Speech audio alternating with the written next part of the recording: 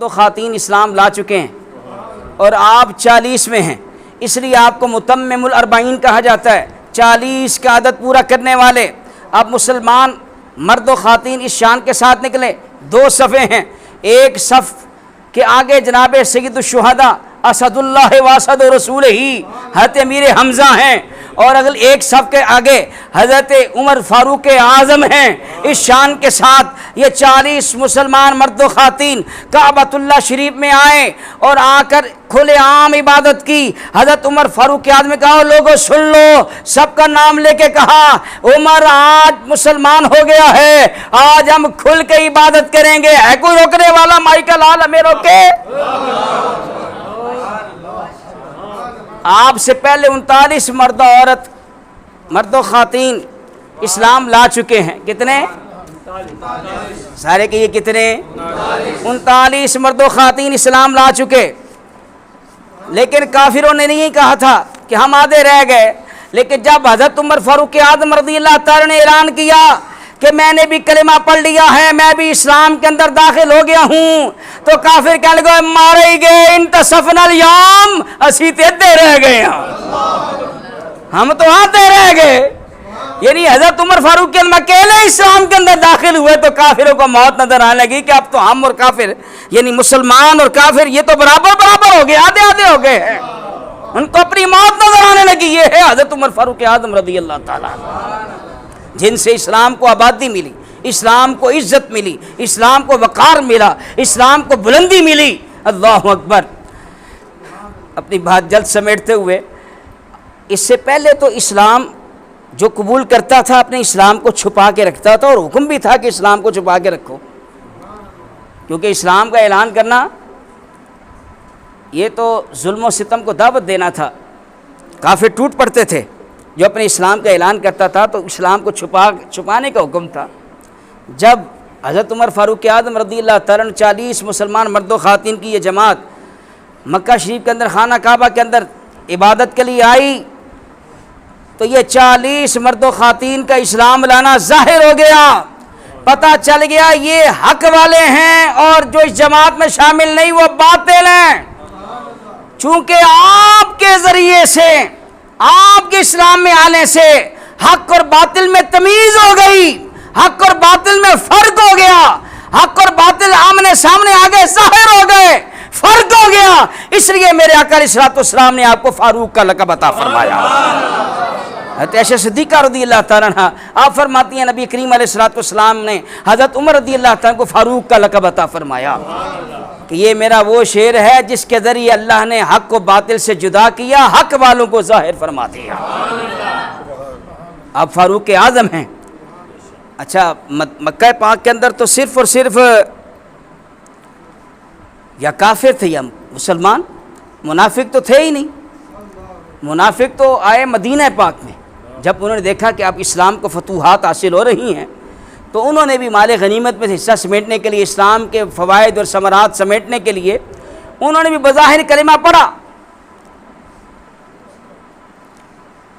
تو حضرت عمر فاروق اعظم وہ ہیں کہ جن کے ذریعے صرف کافر ہی ظاہر نہیں ہوئے، منافق بھی ظاہر ہوئے۔ آپ ایسے فاروق ہیں، ایسے فاروق اعظم ہیں کہ آپ نے نہ صرف کافروں کو ظاہر فرمایا بلکہ منافقوں کو بھی ظاہر فرما دیا۔ بس یہ بات سنا کے اجازت۔ حضرت عمر فاروق اعظم رضی اللہ تعالیٰ گھر میں تشریف فرما ہیں، دروازے پر دستک ہوئی، باہر تشریف لائے تو ایک منافق اور یہودی اپنا معاملہ جھگڑا لے کر آپ کے پاس حاضر ہیں۔ وہ منافق جلدی سے آگے ہو کے کہنے لگا جناب میں مسلمان ہوں، کلمہ گو ہوں، کلمہ پڑھنے والا ہوں، جس نبی کا کلمہ آپ نے پڑھا ہے اسی نبی کا کلمہ میں بھی پڑھتا ہوں، آپ بھی مومن ہیں میں بھی مومن ہوں، آپ بھی مسلمان ہیں میں بھی مسلمان ہوں۔ یعنی اپنا اسلام اور مسلمان ہونا، اپنا اسلام جتلایا اور کہا یہ یہودی ہے۔ تو فرمایا ٹھیک ہے، معاملہ کیا ہے، جھگڑا کیا ہے؟ کہا جی ہمارا پانی دینے کا جھگڑا ہے کہ پہلے کون اپنے کھیت کو پانی دے گا، یہ معاملہ ہے، دنیاوی معاملہ ہے، تو آپ فیصلہ کر دیں کہ ہم میں سے پہلے کون اپنے کھیت کو سیراب کرے گا۔ آپ فیصلہ کرنے ہی لگے تھے کہ یہودی کہنے لگا جی فیصلہ کرنے سے قبل ایک بات میری بھی سن لیں، پھر آپ جو چاہے فیصلہ فرما دیں۔ فرمایا ٹھیک ہے بتلاؤ. کہا جی آپ کے پاس آنے سے پہلے یہی معاملہ نبی رحمت صلی اللہ علیہ وسلم سرکار دو عالم صلی اللہ علیہ وسلم کی بارگاہ میں پیش ہو چکا ہے، اور نبی کریم صلی اللہ علیہ وسلم نے میرے حق میں ڈگری جاری کر دی ہے کہ سب سے پہلے پانی پلانے کا، پانی دینے کا، کھیت کو پانی دینے کا حق تیرا ہے، یہودی کا ہے. تو میرے حق میں ڈگری جاری ہو چکی ہے. جب میں باہر نکلا تو اس نے کہا دیکھو بھائی عمر بھی بڑا اچھا فیصلہ کرتے ہیں، کیوں نہ ان سے فیصلہ کروا لیا جائے. تو میں نے کہا ان سے بھی کروا لو، وہ بھی سرکار کے غلام ہیں، وہ بھی حق پر مبنی ہی فیصلہ کریں گے. یعنی کافر بھی جانتے ہیں کہ عمر وہ ہے کہ جو حق پر مبنی فیصلے کرتا ہے، اور میرا حبیب فرماتا ہے ان اللہ جعل الحق علی لسان عمر وقلبہ، اللہ نے حق کو عمر کے زبان اور دل پہ جاری فرما دیا ہے. حضرت عمر کی زبان سے اگر نکلتا ہے تو حق نکلتا ہے. کہا جی آپ یہ میری بات سے سنا دی کہ اس سے پہلے آپ کے پاس آنے سے پہلے یہ فیصلہ میرے حق میں ہو چکا ہے. حضرت عمر نے کہا اچھا میں ابھی فیصلہ کرتا ہوں، تم یہاں کھڑے ہو جاؤ، میں ابھی فیصلہ کرتا ہوں، ابھی سناتا ہوں. اندر گئے، جو تلوار کھوٹی کے ساتھ لٹکی ہوئی تھی اس کو اتارا اور لا کر باہر ایک ہی ضرب فاروقی سے اس کی گردن تن سے جدا کر دی، سر کاٹ کے رکھ دیا. کہا ہاکذا اخذی، یہ ہے میرا فیصلہ. اس کے لیے جو اللہ اور اس کے رسول کے فیصلے پہ راضی نہ ہو، جو اللہ کے رسول کا فیصلہ نہ مانے، عمر کا یہی فیصلہ ہے. محبت سے کہیے نا سبحان اللہ. اب تو مدینہ پاک میں جو منافق تھے انہوں نے تو آسمان سر پہ اٹھا دیا.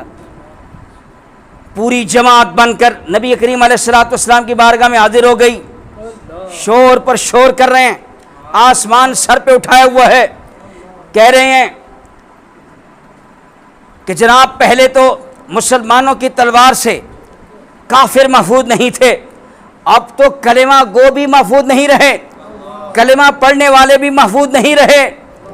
اب تو مسلمانوں کی تلواریں کلمہ پڑھنے والوں کو بھی قتل کر رہی ہیں. دیکھیے یا رسول اللہ صلی اللہ علیہ وسلم، عمر کی تلوار نے کلمہ گو کو قتل کر دیا ہے، کلمہ پڑھنے والے کو قتل کر دیا ہے. جی جس کو قتل کیا تھا وہ کلمہ پڑھتا تھا، وہ نمازیں پڑھتا تھا. جناب والا یہ سن لیں، بتلانا چاہتا ہوں، حضرت عمر فاروق اعظم نے بتلا دیا ہے ضروری نہیں ہے ہر کلمہ پڑھنے والا مومن ہو، ہر کلمہ پڑھنے والا مومن ہو. حضرت عمر فاروق اعظم نے منافقوں کو بھی ظاہر فرما دیا. اللہ اکبر. یا رسول اللہ دیکھیے آپ کے عمر نے کلمہ گو کا سر کاٹ دیا ہے. میرے آقا علیہ السلام نے فرمایا میرے عمر کی تلوار کسی مومن کا گلا نہیں کاٹ سکتی، کسی مومن کا گلا نہیں کاٹ سکتی. اللہ اکبر. حضرت عمر فاروق اعظم کو بھی بلایا گیا کہ ہاں اے عمر تو نے اس کا گلا کاٹ دیا. یا رسول اللہ میں نے جس کا گلا کاٹا ہے وہ مومن ہے ہی نہیں. فرمایا کیوں گلا کاٹا؟ کہا اس لیے کاٹا کہ اس نے آپ کا فیصلہ ماننا نہیں، جو آپ کا فیصلہ مانتا رہے وہ مومن ہی نہیں، اور جو آپ کا فیصلہ نہ مانے اس کا یہاں زندہ رہنے کا حق ہی نہیں. لہذا میں نے اپنی تلوار سے اس کا کام تمام کر دیا ہے. حضرت عمر فاروق اعظم رضی اللہ تعالیٰ بتلانا چاہتا نا، حضرت عمر فاروق اعظم بتلا دیا ہے کسی کی پگڑی پر نہ جانا، کسی کی تقریر پر نہ جانا، کسی کی امامت کے مسلح پر نہ جانا، کسی کی لمبی داڑھی دیکھ کر پھسل نہ جانا اور اس کو اسلام کا نمائندہ نہ مان لینا. اللہ اکبر. یہی عمر فاروق اعظم نے منافقوں کو بھی ظاہر فرمایا. اللہ اکبر. حضرت عمر فاروق اعظم کے پاس ایک امام کی شکایت کی گئی. کس کی؟ سارے کہیے کس کی شکایت؟ یہ کہا جی یہ جو امام ہے نا ہر نماز میں سورہ عباسہ کی تلاوت کرتا ہے. کون سی سورت کی؟ ہاں عباسہ کی تلاوت کرتا ہے ہر نماز میں. تو میں یہاں تھوڑا سا پس منظر اس طرح بیان کر دوں. عباسہ وتولی ان جاءہ الاعمی، یہ وہ سورہ عباسہ جس کی میں نے ابتدائی آیات تلاوت کی. اس میں اللہ تعالیٰ نے اپنے پیارے حبیب سے ہم غلاموں کے لیے محبت بھرا عتاب فرمایا ہے. اللہ اکبر. اصل میں ایک نبینہ صحابی آئے، میرے آقا علیہ الصلوۃ والسلام سرداران قریش جو کفار مکہ، جو سرداران مکہ تھے، کفار مکہ، آپ نبی پاک علیہ السلام ان کو تبلیغ فرما رہے ہیں، ان کو مسائل بیان فرما رہے ہیں۔ یہ نبینہ تھے، یہ آئے تو ان کو معاملے کی نزاکت کا پتہ نہیں تھا، صورت حال کو سمجھ نہ سکے، عرض کرنے کہ علمنی ما علمک اللہ، یا رسول اللہ صلی اللہ علیہ وسلم مجھے سکھائیے جو اللہ نے آپ کو سکھایا ہے۔ نبی پاک علیہ الصلوۃ والسلام نے توجہ نہ فرمائی اور اسی طرح مسائل بیان کرتے رہے، ان کو کفار مکہ کو، سرداران قریش کو اسلام کی دعوت دیتے رہے۔ کچھ دیر بعد پھر انہوں نے عرض کر دیا، معاملے کی نزاکت نہ سمجھ پائے، نبینہ تھے، پھر عرض کیا، پھر نبی پاک علیہ الصلوۃ والسلام اسی طرح بیان فرماتے رہے۔ تیسری مرتبہ جب عرض کی علمنی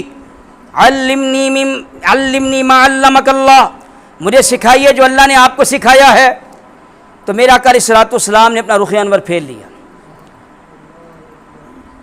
بھئی آدمی تقریر کر رہا ہو، میں اس وقت تقریر کر رہا ہوں، آپ کے پاس آیا ہوں، آپ نے محبت کے ساتھ مجھے بلایا ہے، مجھے شرف بخشا ہے، مجھے عزت بخشی ہے آپ نے، اللہ اکبر۔ اب یہاں کو کھڑا ہو کے حضرت صاحب مجھے ذرا نا تیمم کا طریقہ تو بتا دیں، تو آدمی یہی کہے گا بھائی پہلے مجھے تقریر کر لینے دو، اتنی محبت کے ساتھ میں بلایا ہے، آپ کو ہم تیمم کا طریقہ بعد میں بتلا دیں گے، پہلے آپ یہ تو دیکھیں کہ محفل سجی ہوئی ہے، ایک بات چل رہی ہے، اس کو تو مکمل ہو لینے دیں۔ تو چونکہ وہ معاملے کی نزاکت کو نہ سمجھ سکے تو میرے آقا علیہ الصلوۃ والسلام نے ناراضگی کا اظہار فرمایا، ماتھے پر شکنیں آئیں، چہرہ انور پھیر لیا۔ اللہ اکبر۔ نبی پاک علیہ الصلوۃ والسلام کو رب نے فرمایا مجھے بتلاؤ رخ کس نے پھیرا ہے، ماتھے پر شکنیں کس کی آئی ہیں؟ نبی پاک علیہ الصلوۃ والسلام کے۔ لیکن اللہ نے یوں نہ فرمایا عبستا وتولیتا، محبوب تیرے ماتھے پر تیوریاں آ گئیں اور تو نے اپنا جو ہے منہ پھیر لیا، نہ کہا عبسا، محبوب اس نے منہ پھیرا، عبسا، محبوب اس کے ماتھے پر شکنیں آ گئیں، محبوب اس نے چہرہ پھیرا۔ غائب کے صیغے کے ساتھ بات کی ہے، مخاطب کے صیغے کے ساتھ بات نہیں کی، حالانکہ ماتھے پر شکنیں تو سرکار کے آئی تھی، چہرہ تو نبی پاک علیہ السلام نے پھیرا تھا، لیکن رب نے یوں نہ کہا محبوب تیرے ماتھے پر شکنیں آئیں، تو نے اپنا منہ پھیر لیا، یہ نہ کہا، یوں کہا محبوب اس نے منہ پھیر لیا، اس کے ماتھے پر شکنیں آ گئیں جب نبی نہ آیا تھا۔ اس لیے کہا کہ محبوب یہ تو وہ سردار ہیں جن کو آپ بیان فرما رہے ہیں، ان کو تو آپ اسلام کی جانب بلا رہے ہیں، جبکہ یہ نابینا تو وہ ہے جو اپنے سینے کو آپ کی محبت کا خزینہ بنا کے آیا ہے۔ آپ نے اس غلام سے رخ کیوں پھیرا ہے؟ لیکن اس سے بعد منافقوں نے غلط مطلب لیا، کہا دیکھو جی اللہ نے اس میں نبی کو ڈانٹا ہے، نبی کو جھڑکا ہے۔ آج بھی منافق ہیں جو اسی امام کے نقش قدم پر ہیں، یہی کہتے ہیں دیکھو اللہ نے اس صورت میں نبی پاک کو جھڑکا، ڈانٹا۔ تو حضرت عمر فاروق اعظم نے فرمایا اس امام کو بلا کے، ہاں بھائی تو ہر نماز میں سورہ عبسہ پڑھتا ہے؟ کہا جی پڑھتا ہوں۔ کیا تجھے اور صورتیں نہیں آتی؟ کہا جی آتی ہیں۔ اسے سمجھا شاید کوئی انعام ملنے والا ہے۔ کہا تو اس لیے پڑھتا ہے کہ تیرا عقیدہ یہ ہے کہ اس میں نبی پاک علیہ الصلوۃ والسلام کو اللہ نے ڈانٹا ہے؟ ہاں جی۔ فرمایا پھر تجھے زندہ رہنے کا حق ہی حاصل نہیں ہے۔ حضرت عمر فاروق اعظم نے اپنے دور خلافت میں تلوار سے اس امام کی گردن کاٹ کے رکھ دی، بتلا دیا من سب نبی۔ لیکن یہاں ایک مسئلہ عرض کر دوں، من سب نبی فاقتلوہ بالکل مسلمہ ہے، جو حضور کی گستاخی کرے اس کی سزا قتل ہے، لیکن یہ قتل کرنا اس کا حق قاضی کو ہے، اس کا حق بادشاہ اسلام کو ہے، اس کا حق عدالت کو ہے۔ اس بات کو بھی اپنے ذہن کے اندر رکھیں، من سب نبیا فاقتلوہ، من سب نبیا، من سب نبیا، لیکن اس کا حق کس کو ہے؟ حاکم اسلام کو ہے۔ اس کا حق کس کو ہے؟ قاضی شرع کو ہے۔ اس کا حق کس کو ہے؟ بادشاہ اسلام کو ہے۔ اس بات کو بھی ذہن کے اندر اپنا پیش نظر رکھا جائے۔ میں دعا گو ہوں اللہ تبارک و تعالی ہم سب کی حاضری مستجاب فرمائے، حضرت عمر فاروق اعظم کے فیض سے ہم سب کے سینوں کو منور فرمائے، حضرت عمر کی برکت سے اسلام کو عروج اور ترقی عطا فرمائے، ملک پاکستان کو نظام مصطفیٰ عطا فرمائے۔ وما علیہ الا البلاغ۔